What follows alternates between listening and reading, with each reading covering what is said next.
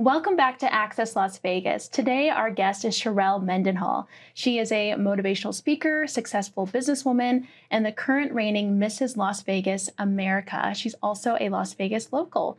Sharelle, thank you so much for joining us. Absolutely. Thank you for having me. Yeah, it's so great to have you on the show. And I know you've been involved in so many local things recently, and you're a leader in our community. And so we wanted to sit down with you and just get to know you better. So tell us about your background. Where are you from? So I actually was born in California. I'm now, a Vegas local, but I was born in California, and then I grew up in a really, really, really small town in Days Creek, which I was just there giving the graduation speech for the charter school there. That was absolutely wonderful. Oh, awesome. And so now, as of 4 years, going on 5, I'm a Vegas local. Okay, so you've been here for 5 years, or almost 5 years. Almost 5 years. Okay, awesome. What do you like about Las Vegas?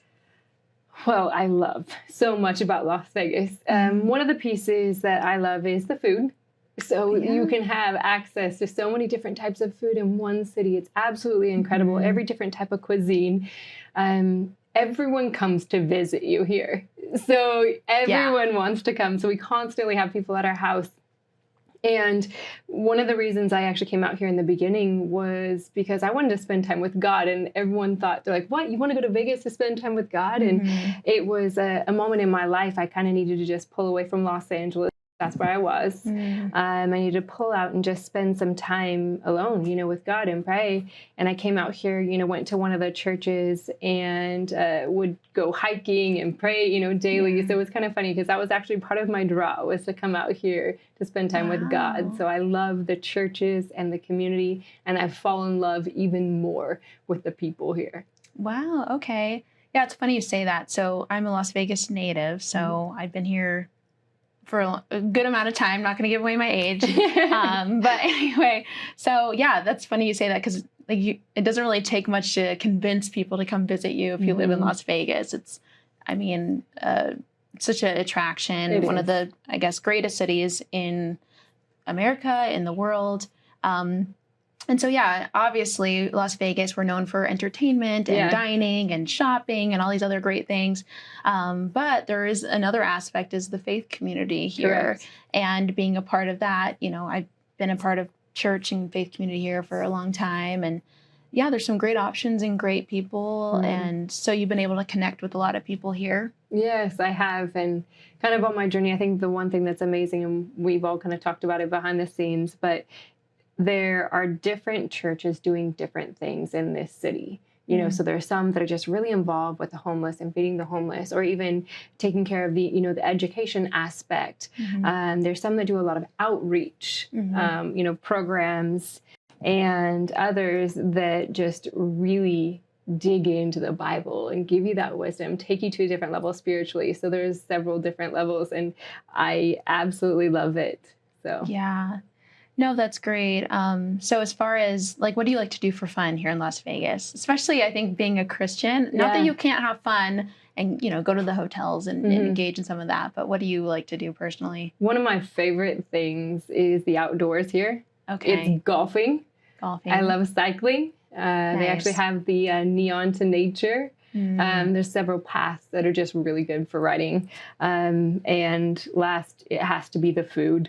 I do enjoy the pools, but I like more the quiet pools. Music, concerts are a big deal. Concerts, love the music. So those are a few of my favorite pastimes. Yeah, I know, that's cool. I've not really been into concerts usually, which is funny because growing up, my dad's a musician and he plays lead guitar, and so he played on the Strip for 30 plus years, and so I was around a lot of music and music scene kind of growing up, but I never really went to a lot of concerts, probably until recently. I took my mom to go see Kenny G at the Smith Center. Okay. He's amazing. And then, later next month, I'm going to be seeing David Foster. Okay. He's a producer. Yes, amazing. I know him well. Yeah. Yeah, he's really good too. So yeah, there's so many options here. And it's funny, being here, anytime I'm traveling or going someplace and they're like, oh, where are you from or where do you live? I say Las Vegas. And they're like, Sin City? Right. And you're just like... They think you live right on the Strip. Right on the Strip. Right on the Strip. I was like, there's a whole life outside of that. Yeah, there really is. And it's so funny, the perception. So like, Yes. what do you feel like the perception is of Las Vegas versus the actual, I guess, reality? The perception is that everything is the Strip. Mm-hmm. You know, everything is gambling, everything's late night, everything's alcohol. And if you exist within, you know, this city, that's where you live, work, and play. Yeah. And the reality is we have sports teams that are phenomenal. Mm-hmm. We have beautiful, you know, hikes and golf courses. Mm-hmm. And again, I'm going to go back to food because it's one of my favorites. Yeah. You know, I play on competitive kickball teams.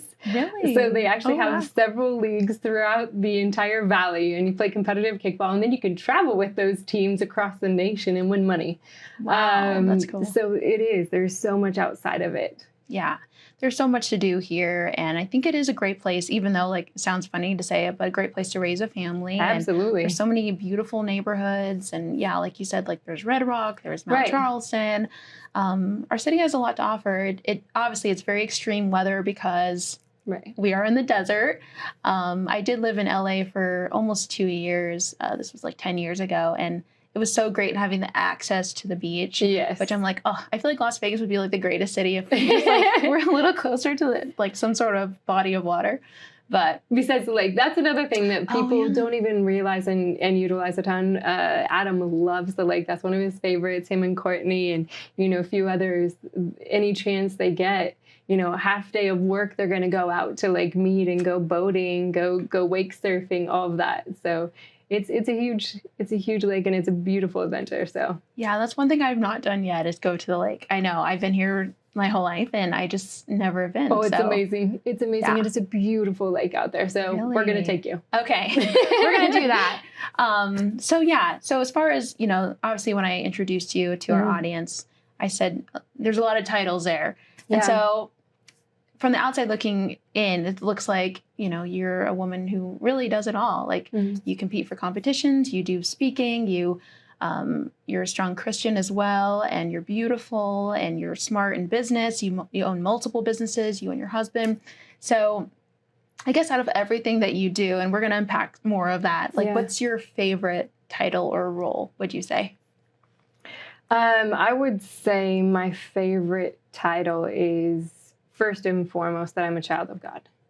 First and foremost, that's my favorite title, because that's what enables me to do everything else. Because everything that I do has my heart behind it to reach people for Jesus. Because I'm not just going out there to collect these titles. It's unto something. You know, I have a business unto something. You know, our coffee company isn't just so that we can create amazing coffee. Yes, we have a brilliant product, but then we have 8 different vetted charities we give back to.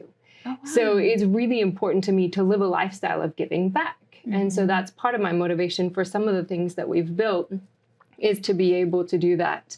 And I am and have been an A-type personality my whole life. Really? And so I've just been laser focused on success.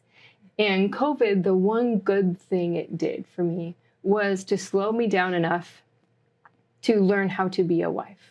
And I don't know that I put enough emphasis on that role before, because I truly just was like, okay, I need this. I need to reach this level. I need to reach this level. And it was all based around success markers that I had put out. So I think that was one really amazing blessing that I learned, you know, throughout COVID. Oh.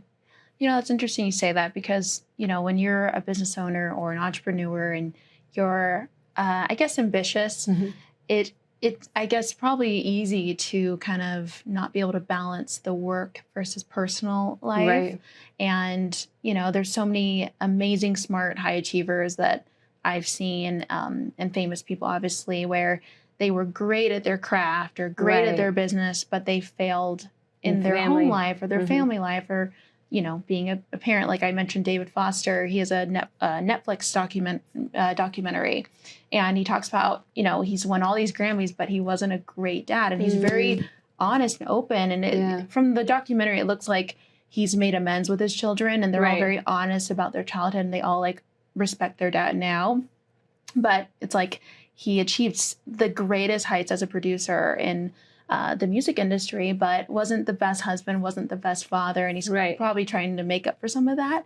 So that's a really interesting point as well. It's like you see these really successful people, but like behind the scenes, you may not, they may not have it really all together. Right. If that makes sense. No, absolutely. And that was something that I and I have been sharing. And a lot of people know kind of some of the tragedies in my life. I've been, pretty, open about, my sister going missing and, how many individuals who've passed away in my life. And so the reality of one life is so pivotal to me and wanting to share that message because, again, as a young adult, I was so laser focused. I would miss birthdays. I would miss so many events because I would be traveling for work.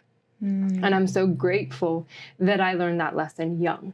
Some of the things you don't want to get to a certain point and be like, I wish I would have, instead of I did. This last trip, it was kind of like squeezing, but we sat there, we made time. We were absolutely exhausted and played Yahtzee with Grandma. Oh, because that's what we did. And I got to do that right before my grandpa passed away. And it's just like so many good memories of just taking that extra time to sit there and do what they love and spend time with family, because that's something that you can't put a price tag on. No success. No success. Yeah, that's so true. Personally, I've always been an entrepreneur as long as I've been working, and there's so many benefits to that. And, I definitely encourage people, if they're feeling that on their heart, like entrepreneurship, they should totally pursue it with the right tools and mentors and all that. But definitely I have seen in where I've sacrificed certain things and I'm like, oh, like I can't really put that off anymore.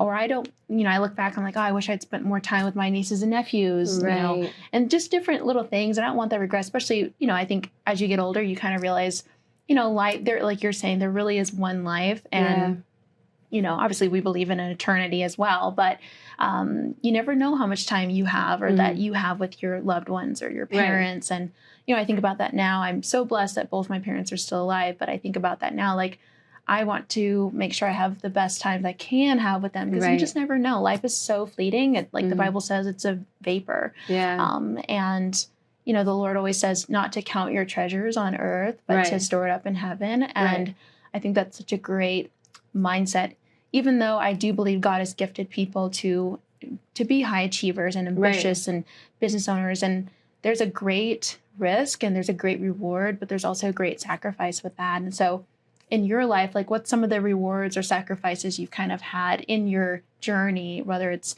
entrepreneurship or pursuing something new? Is there anything you've learned about that? As far as sacrifices? Yeah. I think one of the biggest things for me as far as sacrifices was setting aside any extracurricular playtime. So that allowed for me to have the balance of, family and work and having a good schedule. It's like learning to say no. So part of it really isn't, I don't feel like I'm missing out, at all, but we live in a city where there's stuff happening constantly, whereas a lot of other places you go and like, oh yeah, Friday night there's something happening, or Saturday night. It's like in Vegas, something's happening every single night. And then you have luncheons and then you have brunches and so it's learning to say no. So technically that's kind of a sacrifice, so to speak, to not go to all the different outings and events and things along those lines. But that keeps me on a really good schedule in order to do my workout, to do my, get my business and my work stuff accomplished. And then it does give me the freedom once in a while to play a golf charity in the middle of the day, or and one of the other events, our family comes to town and I can set it down and be there in that space with my family. But I would say it truly is just that no and that healthy boundary of setting a perimeter on what you need to do in order to help you be successful. And something just to kind of like wrap up, we were just talking about with entrepreneurship. I think that we all can have the grace to be successful when we give it to God, and give it that balance, because he will put his hand on it. He's not calling you to do something. We can be kingdom funders. If he's called you to be successful in a kingdom funder, he can put his hand on it and make it more successful in one day that we can span our entire lifetime. So it's taking what we have, because a lot of times I feel like God's like, I've called you to do this. So we take it and we put it into our lap, and then we almost like stranglehold it because we want to do it on our own, you know, merit and ambition, versus being like, okay, God, you know, thank you. And I'm going to do everything that I can with excellence, not perfection. For me, it's excellence. And then I'm going to give it back to you. And then I want you to put your hand on it. I want you to bless it so that I can be a blessing to others, but I also want to be present in my church. I want to be present in my family. So kind of those different layers that are important. Yeah, no, that's so true. As you were just kind of speaking, I was thinking about different times where I've wrestled with, like, you know, having a dream or a goal or a vision or even a business idea, and, you know, wanting to work hard and give it all you've got, because obviously we don't want to be entitled and we don't want to be lazy. And I also don't believe that God just hands stuff to you. Like, I think that, you know, it comes with grace and with faith and, you know, proving yourself to some level, but at the same time, like trusting God's timing. And when he thinks you're ready, or when he says it's time for a certain thing, like wrestling with the timing of God can be really interesting, especially when you're motivated or you have a dream or a vision or something God's given you. So like, what's been your faith journey regarding like a dream you've had or a goal? Like, what's kind of your process like with God as you're working on that? I think there's a really incredible verse. This is, work at everything as if you're working for God, like with all of your heart, as if you're working for God. And so I think that for me is something that I take and I put onto anything that I'm doing. So I do have a process of every single morning I'll spend time with God and I'll do my devotions, you know, typically before the sun's even up. And so I spend time and I journal and I kind of dream with God as far as, you know, what we're going to do and what we're going to accomplish and what vehicle we're going to utilize. Each business, you know, has looked different. So Elite, a company that was born out of my prayer time, you know, it was someone coming to be at a convention and be like, hey, we want 8 more of you. And I was like, oh, and then I actually spent some time, you know, just journaling and praying about it. And I was like, I can't just give this person money, you know, to help them. I need to give them a job. And so that company was born and we were nationwide within a year. Wow. And so, you know, God's hand was on that, you know, and I went to all of these different cities. I'm paying myself virtually nothing, you know, in order to do this, because I started it just bootstraps, you know, from the ground up. So I think that is part of the process, is to be like, okay, God, I love dreaming because it's a co-labor and it's constantly talking, say, hey, God, you know, I'm going to work today and I want you to put your hand on this because we are showing up. And I think just kind of there's this interesting balance of when people talk about praying about things, but then they just sit, you know, and he's like, no, like the verse today, even in the Bible app, it says, as I pass through the waters, you will be with me. As I'm going, you're continuously moving. You're moving in forward direction. Instead of just like sitting down, because that's when you get in trouble. Things like overtake you. So in any dream, in any vision, in anything, you know, we're walking, we're going forward, and, you know, we're walking hand in hand with God. And some things he might have you, okay, you know, I'm going to turn this way a little bit. I'll turn this way a bit, just in whatever dream that is. And sometimes it's not your time, because I've been in pageants and I've won state titles. And I've gone on to nationals, and every single time at nationals, I've placed, you know, in the top. A couple of times I was first runner-up, which is like so close, but so hard, which is one of the things that I, you know, had a conversation with God about as far as my platform to be able to reach individuals. So now, you know, I'm trying again. I'm going after it again. Wow. No, that's great. And it's very commendable.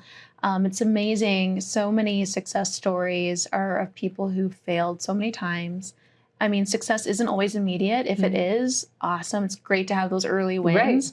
But there's a lot of cases where it wasn't, you know, an immediate success. But people later on, like, they didn't give up. They had resiliency. And they had the faith, and they were steadfast, and they reached where they were trying to go, or even greater than where they were trying to go. Absolutely. And so, yeah, I think owning a business, being an entrepreneur, there's so many ups and downs. No matter what background you came from or where you started, there's a lot to that journey. And it can be a really big test of your faith, your emotions, your mental health, your spiritual life, and also the relationships you're in or the ones around you. But again, there's so many blessings to it. And 100% agree. So if you could encourage like an entrepreneur, whether they're a young entrepreneur or let's say they had a corporate job for 20 years and they finally want to step out on that dream that they've had for a long time, like what kind of advice would you give them in the beginning? In the beginning is, I would say 3 things. Write it all out. You know, that's one of the things. If you don't have a roadmap, if you don't have a vision, you don't have someone telling you what to do. So you write it out and you make sure that you're checking it off that list. So it allows you to take those baby steps, because there's some things you encounter as a business owner. Oftentimes you don't know what to do. You've never been here before. Good point. So you write it out and you figure it out. Sometimes you're researching to be able, and then you reach out to friends who possibly have done it. So, you know, tapping into those resources. Don't be afraid to reach out for help. But write every single thing down on a daily basis. Something I always love to share is keep your word. So keep your word to yourself, keep your word to others, and keep your word in business. So for instance, you set realistic expectations for yourself. In those businesses, hey, I'm going to get myself, I'm going to complete this deck by the end of this week. Because again, you don't have someone hovering over the top of you. Right. So setting those goals so you meet those goals. Okay, by Friday, I have to have a deck done. You know, my CEO, which is myself, is going to do it, be checking in on that. And then when you're keeping your word to others, you set a realistic expectation in a good time frame of, I'm going to get back to every single email within 24 hours. Even if it's a simple, hey, thank you so much for your email. I'm going to research this and get back to you. Or thank you so much for your email. You know, in your instance, you know, for cupcakes, you know, it's like, I'll take a look at my schedule and, you know, we can have a conversation on this date, and you set a follow-up. Right. But people love to be able to expect, to count on you. It's very, very, very simple, but it's something oftentimes that goes like out the wayside, and people don't follow up. They don't commit. They don't have that. And so it's so powerful when you're like, I can count on Carynn. No matter what, I know she's going to get back to me, and it feels good. And I don't feel like I have to go to another vendor. Yeah, that's a great point. Reputation and credibility is really everything, especially in a city like this. I guess anywhere, but city like this, there's a lot of shady people, sketchy. It's everywhere. Yeah, it is. You're right. It is everywhere. But, you know, especially being Christians, you don't want that to be, Absolutely, you know, what you're known as. And I feel like so many times, like, we think, you know, well, we should be an example. And that's something that I know you're passionate about, is being a great example. And so if someone could say, like, what kind of example do you want to lead, or so, what would you say to that? I would say being authentic. You know, even recently, just in pageantry, you know, throughout the years, I've heard so many individuals talking about starving themselves. Wow. When you wear that crown, you have so many individuals in the community and kids that look up to you. If you're doing something the wrong way just to get the title, you know, it isn't justified, in my opinion. It's like, I want to be a true light. I want to be authentic. And that means I'm going to have to work a little bit harder, because I do love food. So it means I might have to put in those 2-a-days before a stage, you know, to get where I want to be on a stage in a bathing suit, in a gown, and present myself that way. So I think being authentic about the journey is really important. And that is with, you know, even preparing for the interview, and each portion is being authentic and being that example, because we're in a space right now where everyone looks at social media and they think you're perfect. They don't know the struggles you've had. They don't know what you're going through. They don't know you wake up and it's a hard day, and you don't wake up like this. I promise you you don't wake up like this. You know, it's most of the time you put a ball cap on and, you know, throw those, you know, workout clothes on you, and you go for that run, you go work out. And so I think that is really, really, really important to me, because if it's unattainable, you know, sometimes people don't even try. So it's like, hey, listen, you know, I've had my journey. I've been there. This is me. This is raw. This is real. You can do it too.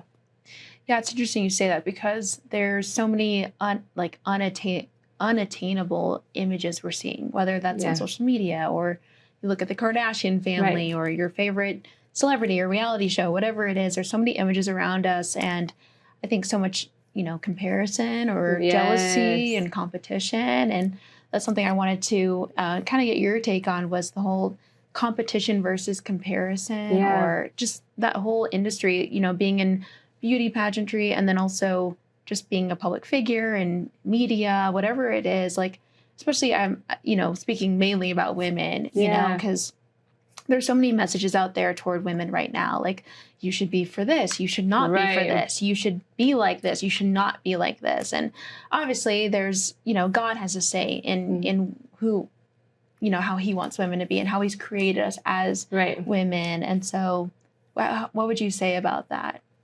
I want to kind of dissect two of those. Sure. So one of them, one of my favorite stories growing up is Esther.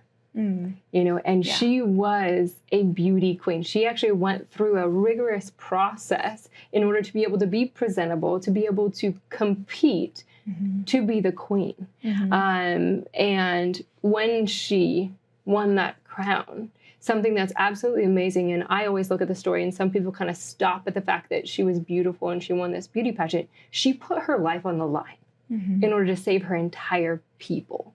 So that, to me, is what I look up to. It's not just the beauty, it's not just the crown, but using it for the perfect time to be able to step in and save your people, no matter what that looks like. Using it for good.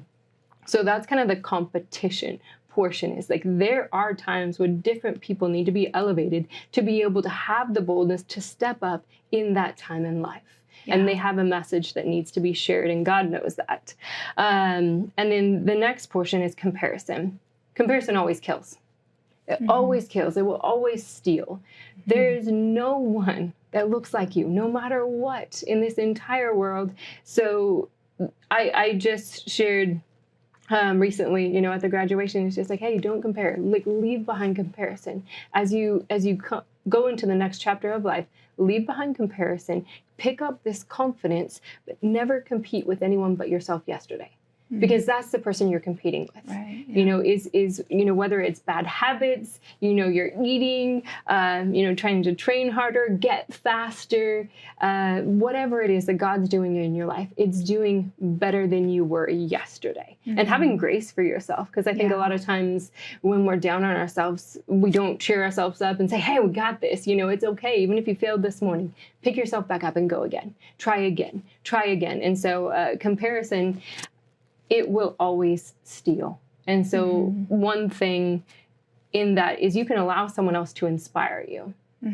You can watch just their behaviors, how they show up every single day. You look at Kobe Bryant, it's like, if you get up at this time, you have this amount of time, you're shooting this many more baskets, so no one can catch up with you. So you can allow someone to inspire you, but never compare. Never compare. Yeah, because if you're so busy comparing yourself, you won't start. You won't go after that dream, or improve yourself in whatever capacity you're trying to do so. Right. And you won't see how you are beautiful. Every single person has something unique, and so just kind of dividing that, you won't see. Yeah, I guess a thought that comes to my mind is that comparison really does. It blinds you from your own potential. Very good. Yeah, that's very true. And that's, I guess just speaking as women, like, women are powerful. There's so many things that we are able to do. And, I'd love to see a generation of women that are empowered, that they know their identity, they're strong, and obviously they're strong in the Lord as well, and they're not afraid to use their voice and be courageous. Correct. And stand in their own version of beauty and elegance and grace, whatever that looks like for them. And so, there's so many things, but what do you feel like the women of, I guess, today really need to hear, would you say? I think you honed it, just said it specifically, was identity. A long time ago, I was on a commercial set, and people were helping me prepare, for one of my pageants. So they're kind of like firing questions at me, and they're like, okay, so what would you want to give anyone in the world? And I sat there and I internalized the question. I said that they would be who God created them to be. So if you have that identity, you have that grounding, then you start walking with a different cadence. You have a different joy. You have a different zeal, because you know that you're put here for a reason at this exact space and time. And your destiny is beautiful, and it may look so different than everyone else's, and it will, and it probably will, even if you do the same, vocation. But it's so powerful to have the identity, know who you are, and start walking in that, and you dig in to that identity, because then you're not looking to the left or to the right, and then you're upset about your waistline or anything along those lines. You're just like, no, I'm thankful for the body that I have. I'm thankful for the life that I have. And if I do want to change something, I'm going to do something about it. And I have a conversation with God on my run. I'm like, okay, God, let's go, Yeah. And so just kind of getting stronger, getting faster. But it is simply identity. And then all the other pieces, you can put a plan in place to grow, to learn. If it's knowledge, if you want to start reading more books, that's something that is a tangible deadline you can write down, and advance or go back to school, whatever that looks like. Right. Yeah. But identity is the core, having that space with God, rooted and grounded in that, and then everything goes from there. Yeah, absolutely true. And from my own journey and experience, I definitely can attest to that. Knowing your identity, your worth, your value, and knowing that it's okay to not be perfect. God doesn't expect perfection. Yeah. There's only one person who's perfect, and his name's Jesus, and he paid it all, and he paid that price for us, and we just gotta, receive freely what he has given us. Amen. and step into those positions. So yeah, just a little bit of a pivot. So you did run for Senate. So you did get into politics. You ran for Senate. What was that experience like for you? Eye-opening. Yeah. So someone had come to me because I started hosting events at our house because I am, really engaged in politics, and I've been engaged for quite a while. So we would host different events. And someone comes to me and is like, hey, you should run, for office. I just said no, this specific one. And then the next one comes up, hey, you should run. And I say, fine, I'll pray about it. Right. And then when I prayed about it, long story short, I got called out at church. No one knew. It was on Pentecost Sunday, which just happened May 20th, a couple days ago, but, of that year. Yeah. And calls me to the front, says, is Sharelle still in the room? Says, what you've been called to. It's going to be hard. It's going to be tough, but you're going to invade it. And I think the thing that was so beautiful, and it just wrecks my heart, is going into it, the things that he just really had prepared me my whole life. Just as far as I have been made fun of my whole life. Just being blonde, it doesn't matter, just being a girl, being all these things in business, you would get, people trying to tear you down, throughout life. And so he had taught me where to go or how to deal with all those things. So anytime anybody was coming at me throughout, the politics, it was really beautiful because it just kind of rolled off. And it was just, he gave me such a grace for that. And then him showing me that I always need to bring honor to the table. And so it didn't matter about differences of opinions. If you bring honor to the table, and then you can have a real conversation, you can hear them out, you can actually start having a conversation, because the world is in turmoil. And if we just keep shouting back and forth our both opinions, no one's listening. So he just kind of gave me that posture, say, Sharelle, bring honor to the table, watch what happens. And just so many conversations open up because of that. And then a good and a bad. So I was proud of certain churches that stood up. And my eyes were opened, because the reason why we're in this mess is so many Christians, people inside of the churches, have shrunk back and said, I'm not going to get involved in politics. Well, guess what? Since we're not getting involved in politics, someone else has. And the enemy has taken over that mountain, that sphere of influence. And we're wondering why and why God. Hey, guys, we're supposed to partner with it. You look at Mordecai, he was advisor. You look at Nehemiah, you look at Moses, you look at all these individuals. They were literally in the courts. At that time, that was government. So I'm very, very, very passionate about the church getting involved. You don't have to be corrupted. You don't have to be those things. You can actually go in with a pure heart, pure intentions, go in, do the job, protect the kids, protect our borders, and you don't have to be nasty. You don't have to get engaged in the politics of things. It's very different. Politics is different than government. So that would be my one thing that, kind of summarizing everything is I want the church to get involved more instead of, shrinking back. It's like, whatever, if you're going to pray, if you're going to volunteer, if you're going to vote, because some people weren't voting, or if you're going to go out and run for office yourself. It could be a school board, it could be anything, but go use your influence, because right now the world is groaning for individuals of character to step up and take their rightful place in these positions, the ones that can't be bought, and the ones who hear from God and say, hey, no, I can read this and discern this is not good for my city. It's not good for my state. So I'm going to, run a campaign against it. So that's really kind of my process. There was so much more, but that really is kind of what I took away in the end, is like, if the church wakes up, everything changes. Yeah, you're absolutely right. There's a scripture, it says, if my people who are called by my name will repent, right, change, and turn from their ways and pray, like, God will hear and he'll act. Absolutely. And so, I firmly believe this is a great nation. It's a blessed nation, and we need a move of God. And that does come with shifts in government and shifts in positions of power and influence and the various industries that we have here.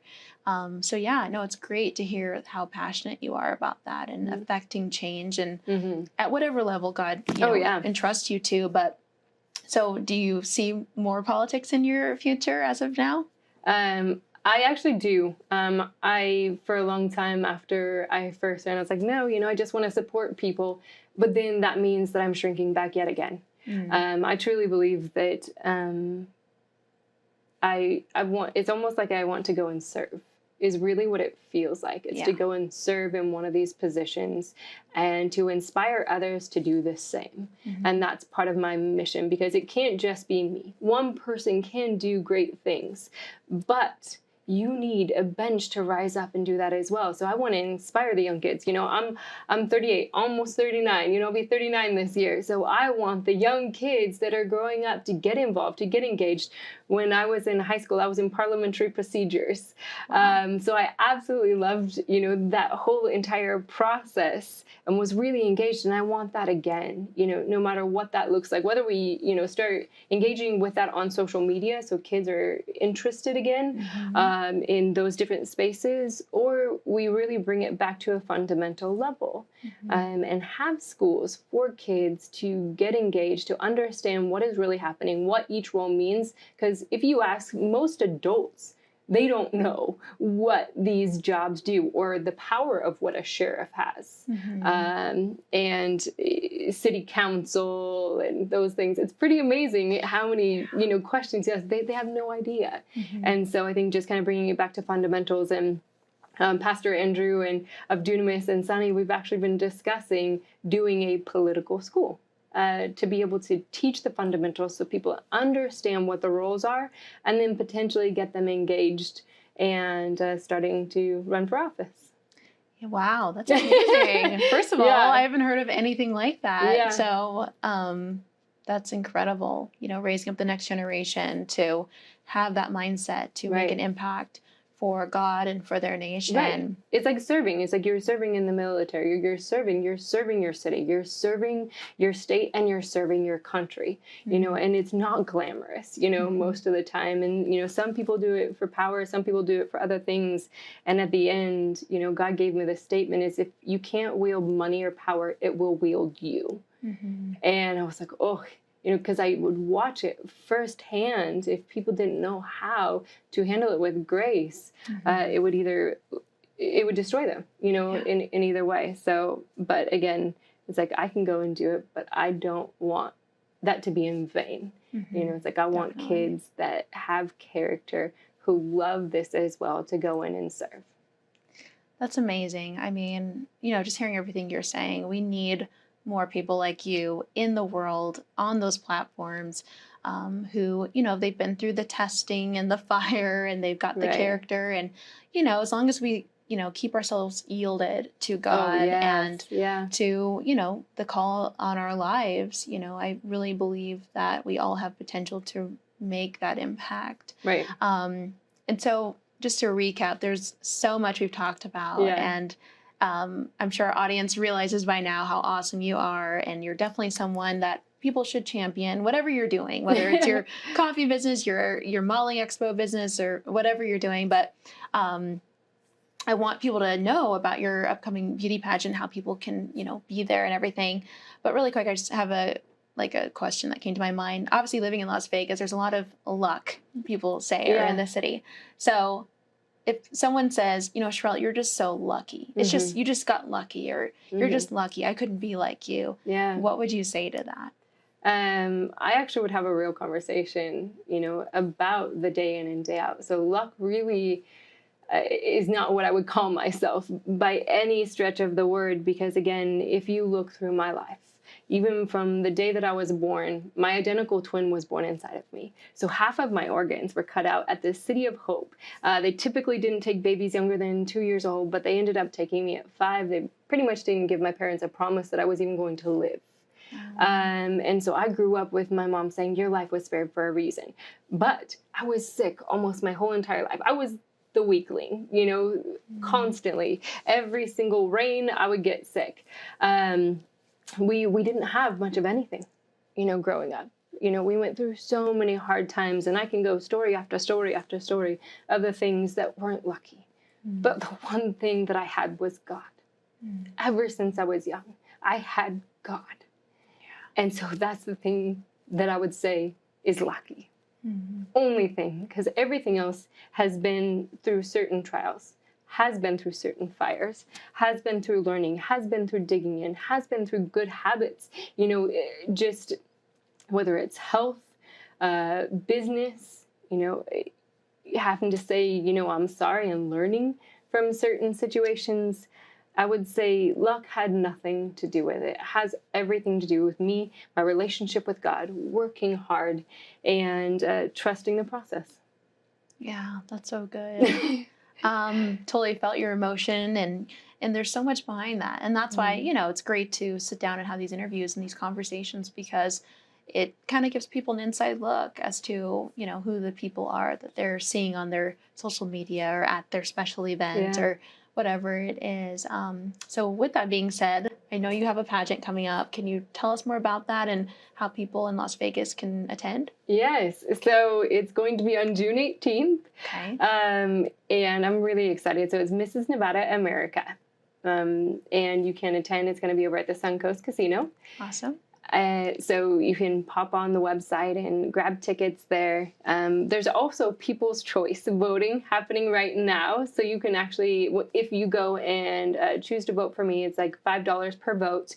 But it goes to the charity that in my platform, which is Worth Fighting For, which is a local charity based here in Las Vegas. So those are 2 ways you can personally get involved. And then the next is actually going to be Mrs. America, which will be right here in Las Vegas in August as well. Wow, that's phenomenal. So yes, if you want to go to the pageant, that's all the information, and we'll put it all on the screen as well for people. So if people want to follow you, how's the best way for them to do that? The best way, and I have all the links embedded, but it's Sharelle Mendenhall. So you find me at Sharelle Mendenhall on Instagram, because my Facebook is completely maxed out. So find me on Instagram, and at that space, it'll direct you to our other companies, which is Mendenation, Elite Expo Talent Agency, and so we haven't unveiled everything yet, but we're opening up a couple of drive-through coffee shops. So, oh my gosh. And it's all organic. It's all really that. So cool. I'm very, very, very excited. Wow, that's great news. Congratulations. Thank you. And thank you so much for taking the time to come on the show and share your story. It was very inspirational and educational as well. I mean, it's so awesome to hear all the pursuits and passions that you have and your journey and how you got to where you are today. And we'll definitely be cheering you on and where you're going next. Thank you so much. You're very welcome. And thank you so much for watching Access Las Vegas. Stay tuned for our next episode and guest.